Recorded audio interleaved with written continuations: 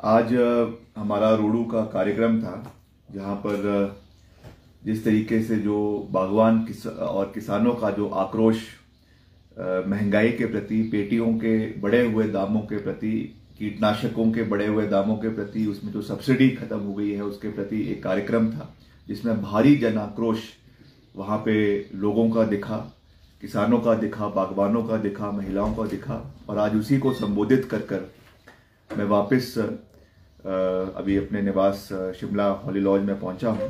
और हमारे जहन में एक ऐसी बात लाई गई जो सोशल मीडिया पे भारतीय जनता पार्टी की जो सोशल मीडिया टीम है उनके द्वारा चलाई जा रही है, कि मैंने कुछ ऐसी बयानबाजी जो है वो किसी महिला नेत्री के बारे में करी है। पहली बात तो मैं साफ कर देना चाहता हूं और बड़े स्पष्ट शब्दों में साफ कर देना चाहता हूं कि हमारा महिलाओं के प्रति बहुत मान सम्मान है, हमेशा से रहा है और हमेशा रहेगा।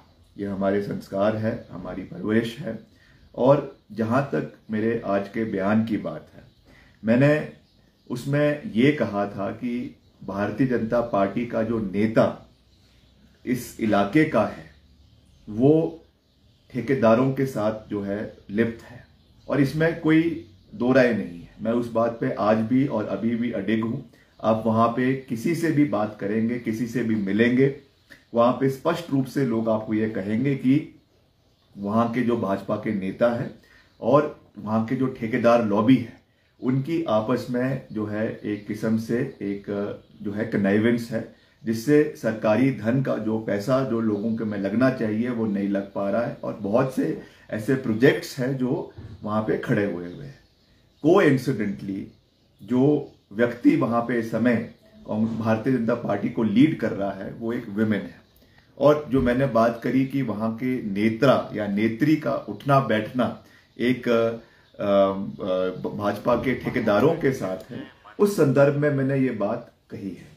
तब भी क्योंकि भारतीय जनता पार्टी और खास करके उनकी महिला नेत्रियां इस मुद्दे को बहुत इसको जो है तूल देने का प्रयास कर रही हैं, क्योंकि उनके पास आज कोई मुद्दा हिमाचल प्रदेश के अंदर नहीं है। अच्छा होता, मैंने तो पहले भी कहा था कि अगर इस तरीके का आक्रोश और इस तरीके का विरोध अगर जब हिमाचल प्रदेश में भाजपा के शासन में 1500 दुष्कर्म हुए, अगर इस तरीके का जोश भारतीय जनता पार्टी की महिलाएं अगर दिखाती, जो उनकी मैडम सूद हैं और जो भी उनकी और नेत्रियां हैं, तो हम उनके मुरीद हो गए होते। उन्होंने तो आज तक उसके लिए ना तो किसी से कोई माफीनामा मांगा, ना आज तक उन्होंने उस पर कोई खेद प्रकट किया। और उनके भारतीय जनता पार्टी के राष्ट्रीय स्तर के नेता, चाहे कुलदीप सेंगर है, पिछले कल ही असम के एक नेता के ऊपर जो है दुष्कर्म के आरोप लगे हैं, वो अरेस्ट हुए हैं, पॉस्को का उनके ऊपर एक्ट के अंदर वो अरेस्ट हुए हैं, कोई बयान इनका नहीं आया। मगर मैं तब भी जो है इस स्थिति को जो है विराम देने के लिए, वैसे तो मैंने पर्टिकुलरली किसी भी महिला नेत्री के लिए कोई अपशब्द का इस्तेमाल नहीं किया और ना ही मैं इसमें विश्वास रखता हूं। मगर तब भी जाने अनजाने में अगर मेरे कहने से किसी के सेंटिमेंट्स को हर्ट हुआ है तो मैं इसके लिए माफी मांगता हूं अनइक्विवोकली।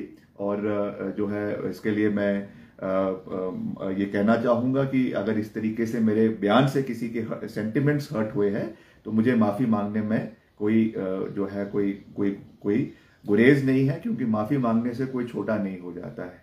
मैंने जैसा कहा है कि ये लोग जो है माफी गलतियां कर भी अहंकार इतना है इसमें कि कभी उस चीज में माफी नहीं मांगते हैं।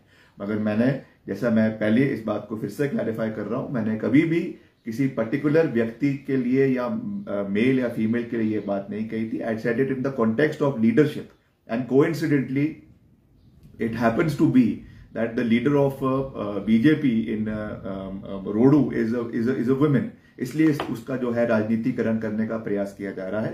पर तब भी आई अगेन रिपीटेड, अगर उससे मेरे बयान से किसी के सेंटिमेंट्स हर्ट हुए हैं तो मैं उसके लिए माफी मांगता हूँ। दूसरी तरफ जिस तरह से मल्टीटास्क भर्ती चल रही है, उसमें कुछ वीडियोस सोशल मीडिया पे वायरल हो रहे हैं। बीजेपी नेत्री से जब हमने पूछा तो उन्होंने कहा कि जेंडर देखकर जो है मापदंड तय नहीं किए गए हैं।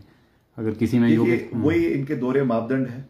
ये बात जब मैंने कही है तो मैंने इसको जेंडर के उससे नहीं कही थी, मैंने तो केवल भारतीय जनता पार्टी की लीडरशिप के बारे में ये बात कही थी। और जैसा मैंने कहा कि coincidentally that leader in that area happen to be a women. और वही चीज अब अगर ये जो है मल्टीटास्क वर्कर का जो परिश्रम कर रहे हैं, तो वो भी फिर आप उसको उससे मापदंड से क्यों देख रहे हैं? निश्चित तौर से महिला है, महिला के साथ अगर इस तरीके का दुष्व्यवहार किया जा रहा है तो आपके जो स्टैंडर्ड्स है वो दोनों चीजों में सेम होने चाहिए। आप जहां पर आपको सूट कर रहा है वहां पे आप उस चीज को एक्सेप्ट कर रहे हैं, जहां पे आपको सूट नहीं कर रहा है वहां पे आप उसको एक्सेप्ट नहीं कर रहे हैं। ये आपकी दोहरी मानसिकता को दर्शाता है। और जैसा मैं फिर से दोहरा रहा हूं कि जो हिमाचल प्रदेश के असली मुद्दे हैं, असली जो लोगों से जुड़े हुए मसले हैं, आज मैं खुद रोडू के अंदर गया और जो जन सैलाब हमने वहां पे हजारों के तादाद में जो महिलाएं, जो बुजुर्ग, जो वहां के किसान बागवान सड़कों पर निकल कर आए और उन्होंने जिस तरीके से विरोध प्रदर्शन किया, ये चाहे वो पेटियों के दाम के बारे में था, चाहे वो आपके कीटनाशक दवाइयों के बारे में था, चाहे वो खाद के बारे में था, आज लोग त्रस्त हैं।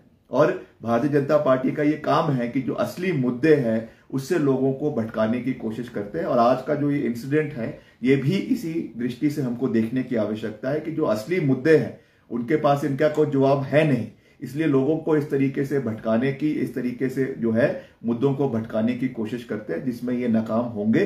क्योंकि हिमाचल प्रदेश के लोगों ने मन बना लिया है कि कांग्रेस पार्टी की सरकार हिमाचल में बनेगी। 3 महीने का काउंटडाउन है, जैसे ही ये चुनाव खत्म होंगे अगली सरकार हिमाचल प्रदेश में कांग्रेस पार्टी की बनेगी। और जो जो हमने वादे अलग अलग वर्ग से हम कर रहे हैं, मैनिफेस्टो हमारा बन रहा है, उनको हम अपनी सरकार बनते जो है वो इम्प्लीमेंट करेंगे।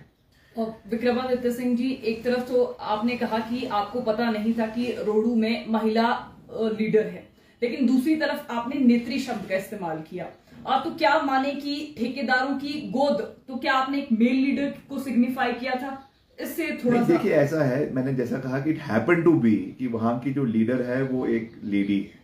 It could have also been कि वहां का जो कैंडिडेट था पूर्व में वो एक पुरुष भी हो सकता था। तो it is a matter of coincidence. मगर मेरा किसी भी व्यक्ति और खास करके महिलाओं के ऊपर इस तरीके का बयान या इस तरीके की कोई भाषा या इस तरीके का कोई शब्द का उपयोग करने का कोई भी इरादा नहीं था। और जैसे मैंने कहा कि अगर इस तरीके से किसी को ठेस लगी भी है तो मैं उस चीज के लिए मैं पहले ही आपके माध्यम से जो है वो माफी मांग चुका हूँ। विक्रमादित्य जी, जुब्बलकोट खाई के कार्यक्रम में आप गए थे क्योंकि चुनावी वर्ष भी है, ऐसे में आप थे, कांग्रेस प्रदेशाध्यक्षा वहां पर थी, परंतु वहां के स्थानीय विधायक को नहीं बुलाया गया था। क्या मायने समझे? देखिए, जो वो कार्यक्रम था वो एक निजी कार्यक्रम था, किसी पार्टी का कार्यक्रम नहीं था। एक एनजीओ वहां पे जो काफी समय से वहां पे स्पोर्ट्स के प्रोग्राम्स करती हैं पिछले करीबन 10-15 साल से, जिसमें स्वर्गीय राजा वीरभद्र सिंह जी भी लगातार उन कार्यक्रमों में जाते थे, तो उन्होंने हमें उसमें बुलाया था तो हम उसमें गए थे। वो कोई राजनीतिक कार्यक्रम नहीं था। जब भी कोई राजनीतिक कार्यक्रम होगा तो निश्चित तौर से वहां के विधायक उसमें उपस्थित रहेंगे और हम मिलकर जो है कांग्रेस पार्टी को वापस सत्ता में लाएंगे, जिसमें सब लोगों का सहयोग, सब लोगों का समर्थन और सब लोगों का उसमें विश्वास रहेगा। हिमाचल प्रदेश के चीफ सेक्रेटरी को बदला, आपने कहा कि अब हिमाचल प्रदेश के डीजीपी की बारी है और उसके बाद हिमाचल प्रदेश के मुख्यमंत्री की, इसके क्या मायने? इसके मायने बिल्कुल साफ है। आपके चीफ सेक्रेटरी के ऊपर जो है बड़े गंभीर आरोप प्राइम मिनिस्टर ऑफिस से लगे थे। आपने भी उसको मीडिया के माध्यम से, आप लोगों ने भी उसे उठाया। और डीजीपी और पूरे पुलिस प्रशासन के ऊपर जो पुलिस कांस्टेबल की भर्तियां हुई है उसका एक बहुत बड़ा प्रश्न चिन्ह उनके ऊपर आज भी लगा हुआ है। अभी तक सीबीआई हिमाचल प्रदेश में नहीं आई है। मैं तो जो वो मिसेस मैडम सूद है उनसे कहूंगा कि कितनी उसमें हमारी पुलिस की कांस्टेबल्स थी, लेडी विमेन, जिन्होंने उसमें अप्लाई किया, जिनका भविष्य खराब हो चुका है। आप 2 शब्द अगर उनके बारे में भी कुछ कह देंगी तो हम आपके मुरीद होंगे, पर आप तो उनके बारे में कोई बात ही नहीं करती हैं। तो निश्चित तौर से ये चीज भी आपको देखने की आवश्यकता है कि हिमाचल में इतना बड़ा घोटाला हो गया। 10-10, 15-15 लाख रुपए के जो है एक पेपर बिका है और उस पर ये सरकार या उनके सरकार के जो नेता है वो कोई बयानबाजी नहीं कर रहे हैं। तो ये इस चीज को दर्शाता है कि अब जैसे मैंने कहा कि पहले चीफ सेक्रेटरी को बदला, now it is the turn off the DGP. और निश्चित तौर से क्योंकि लोकतांत्रिक प्रणाली है, 3 महीने बाद चुनाव होने हैं तो सरकार भी जाएगी और जब सरकार जाएगी तो स्वाभाविक है कि सरकार के मुखिया भी जो है वो अपनी कुर्सी से हटेंगे और एक नई सरकार हिमाचल प्रदेश के अंदर बनेगी।